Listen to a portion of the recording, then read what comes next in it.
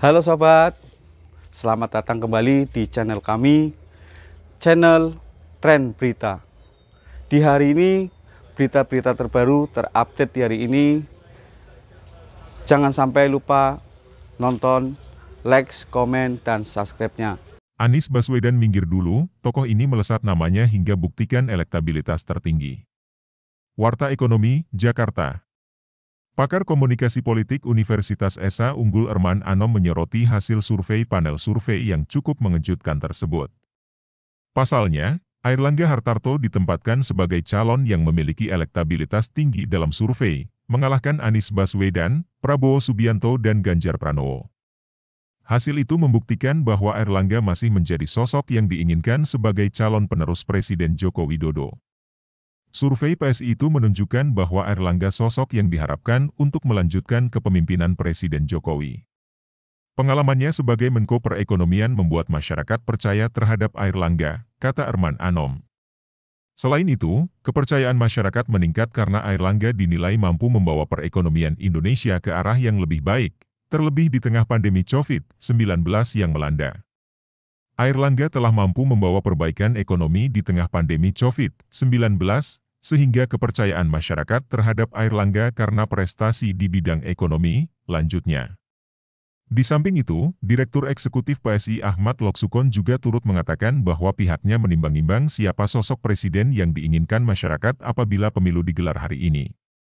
Sebanyak 70,2% responden menginginkan sosok yang punya kemampuan dan pengalaman menangani perekonomian negara, pembangunan nasional, dan pemulihan ekonomi. Dari hasil tersebut, nama Airlangga Hartarto menjadi kandidat terkuat Presiden Indonesia. Airlangga dipilih 19,7% responden, ujarnya dalam keterangan resmi, Senin, 21 November 2022. Kandidat kedua adalah Gubernur Jawa Tengah Ganjar Pranowo yang mengantongi 11,6% dan disusul Prabowo Subianto yang dipilih sebanyak 11,3% responden. Anies Baswedan berada pada urutan keempat, yakni mengantongi sebanyak 9,7%. Ada pula nama KSP Muldoko mengantongi 5,6%, Ketua Umum PKB Muhaimin Iskandar 3,9%, Gubernur Jatim Hovifah Indar Parawansa 3,4%, dan Gubernur Jabar Ridwan Kamil 3,2%. Ketua DPR RI Puan Maharani 3,1%, Menparekraf Sandiaga Uno 2,7%, Ketua Umum Partai Demokrat Agus Harimurti Yudhoyono, AHY, 2,2%, dan Menteri BUMN Erick Thohir 1,5%. Sementara itu, 22,1% responden memilih untuk tidak menjawab. Tak hanya sampai di situ, Airlangga juga unggul dalam pertanyaan tertutup tentang hal yang sama.